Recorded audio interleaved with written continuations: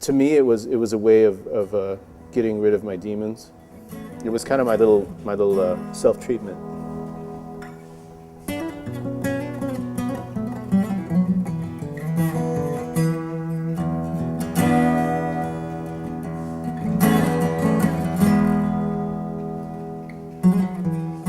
I think psychologically it's gotten so much better because of everything that I've written down and gotten out, and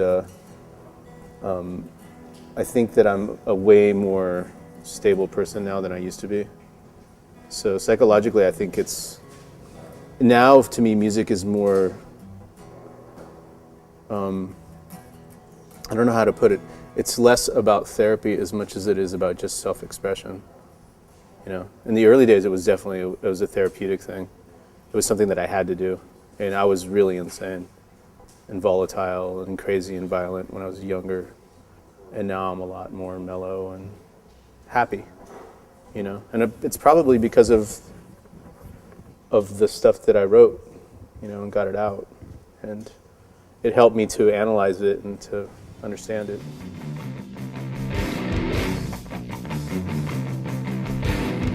There's blood in those lyrics and there's blood in that music. I mean, some people get it, some people don't. And I understand, because I think that it's kind of, it's weird music, you know, because of my roots. When I was growing up, I was listening to mariachi music, norteños music, country western, because I grew up right by Bakersfield. I mean, Buck Owens was there, Merle Haggard was there. And then the other way, 40 miles away, is where Frank Zappa and Captain Beefheart were from. You know, an hour and a half was Los Angeles, so at certain times of the evening, like I would get radio stations from Los Angeles coming in, and I would get all that influence, and rock influence. So it was all these things like molded into heavy music, you know, metal and stuff.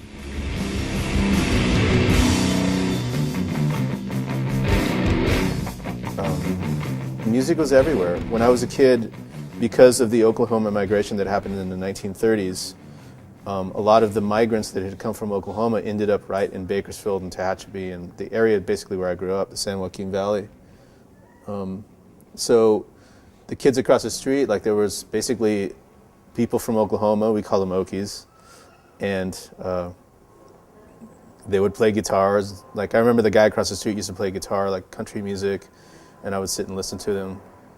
And then, you know, my mom was really into norteños music, which is like Tigres del Norte especially, she was really into. My father was really into mariachi and country music, especially the honky-tonk stuff, like what's considered now outlaw country. My dad was really into. So I got exposed to all that music. And then later on, I got exposed to rock. I think the first thing that I heard that really, really scared the shit out of me was Jimi Hendrix doing the Star Spangled Banner that a friend of mine brought over. And I thought it was just the most reckless, annoying, disgusting thing I'd ever heard in my life, but I was so taken by it that I couldn't stop listening to it. So I remember I hid. I was really small. I was really a young kid, and I hid somewhere, and then I came back, and I sort of like looked around the corner, and then I wanted to hear it again. And then I got a guitar and I started making music, and that's when it just sort of happened. It happened because of Hendrix. And so the dance begins, the gods are beckoning, with undulating messages in tone. The shake, the quivering, the snake, the slithering. Quantum is the answer as we sneak across the brain cells, the crumbs.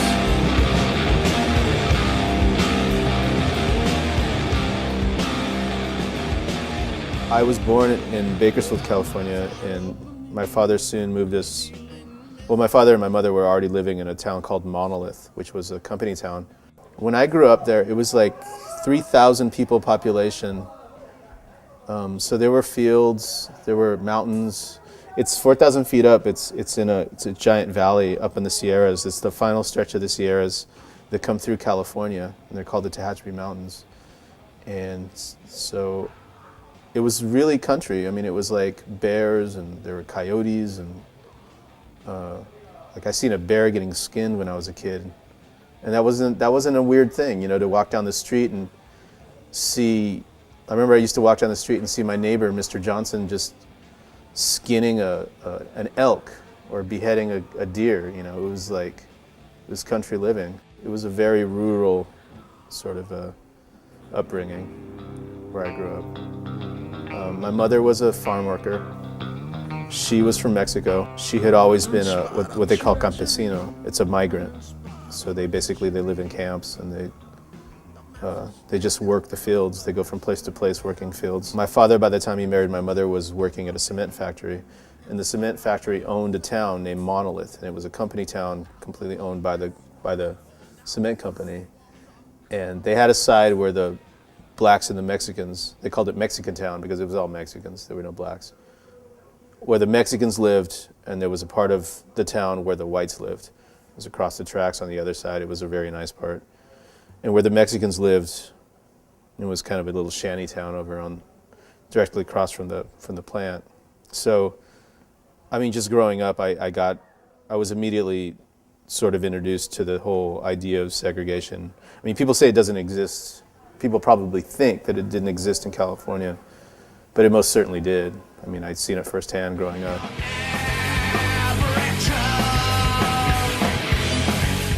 Ronald Reagan went on TV during the grape boycott and was eating grapes while being interviewed on television. And these are messages that these people were sending to the Mexican people of California, you know, Arizona, you know, wherever working class people were trying to get a little bit better, you know, struggling for a little bit of justice in the world. The message was, we don't give a shit about you. The message was, you're just as low as a dog. You are a dog.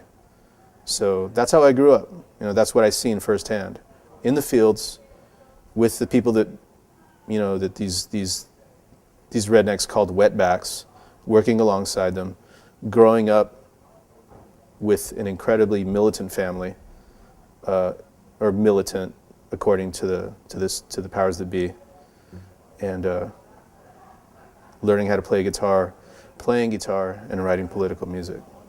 Because Totimoshi, I mean, it is political music. Ladrón is all about. It was written during the Bush administration, and a lot of the songs in there are about the whole concept of a ladrón is it's a thief. It's also a wolf. So I wrote it with that idea in mind. It was like, well, I'm going to write this like sort of double-sided meaning record, but it's mostly about politicians being thieves and stealing from people, and, you know, giving you shit and telling you that it's gold.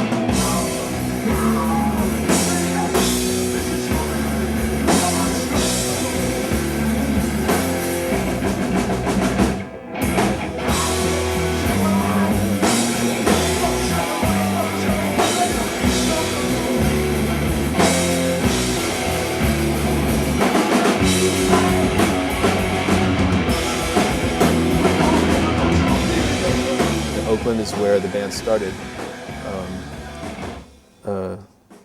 It was fun. It was like a really fun time when we were living in Oakland. We actually lived with High on Fire guys for a little while.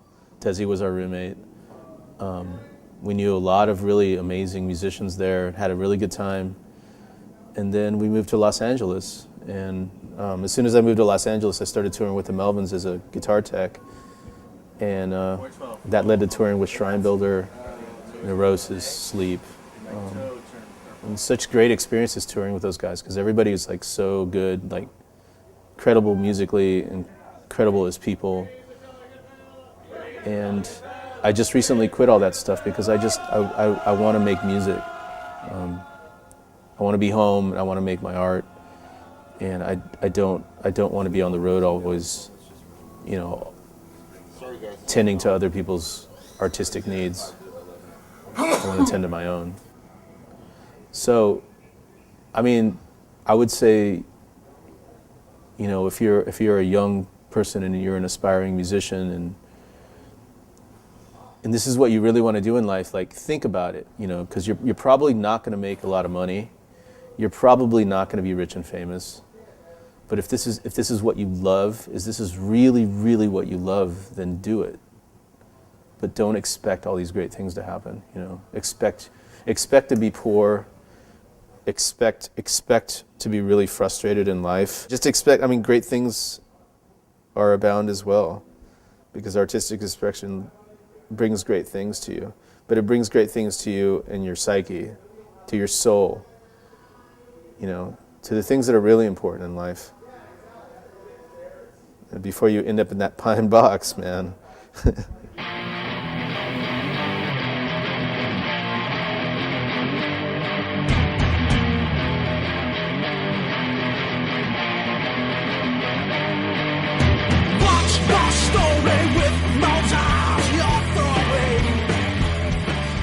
I wrote the video for Avenger.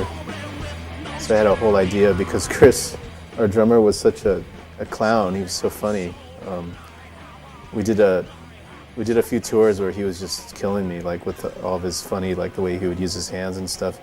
So I got ideas when I was writing Avenger for, like instantly got video ideas, and I wanted to use Chris as the main focal point of the video. And so that's why I kind of wrote the whole screenplay like around Chris. Just having him as the star, and it was perfect because he's really good at it. That guy should be an actor. He's so good. It was funny.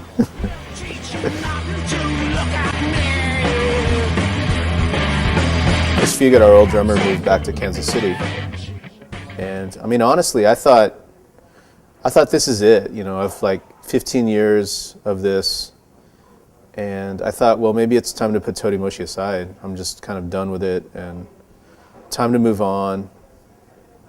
And we discussed it a lot, and I mean, we never really completely agreed that it was over, so we just were sort of like, well, let's just put it on hiatus, and if it's going to be a permanent hiatus, then so be it. But so we started playing in another band with some friends, and that band was going for a little while, and then it just sort of started to wane, and then it just sort of broke up. Pretty much literally the day that a drummer that I had called to jam had called me back and asked if he could try out for Totimoshi. And so I told him, yeah, I'd learn a few songs, and then I went into the rehearsal studio with him, and the guy blew me away. He was just amazing, you know. So pretty much like right when the other band died, Totimoshi came back to life. And I think it's just like the universe telling you, well, this is yours. This is your vehicle that you've been, you know, steering all these years, and you should maintain it, and you should keep it going. And so we'll keep it going. You know, we haven't made any money. We haven't made any profit ever. But, you know, it's not really about that. It's about art. It's about music. It's about continuing your legacy. And when I'm gone, that's what I'm going to leave behind. And if nobody listens to it ever, so be it. You know, it'll be in the wind. But if people do listen to it, and if I affect one person with my music, then there was a reason for it. You know, I mean, I guess even if I don't affect anybody, there was a reason for it. Mankind isn't going to go forever. You know, so really we're all just sort of dancing with the wind for the little bits of time that we're here. So that's what I'm doing. I'm dancing with the wind.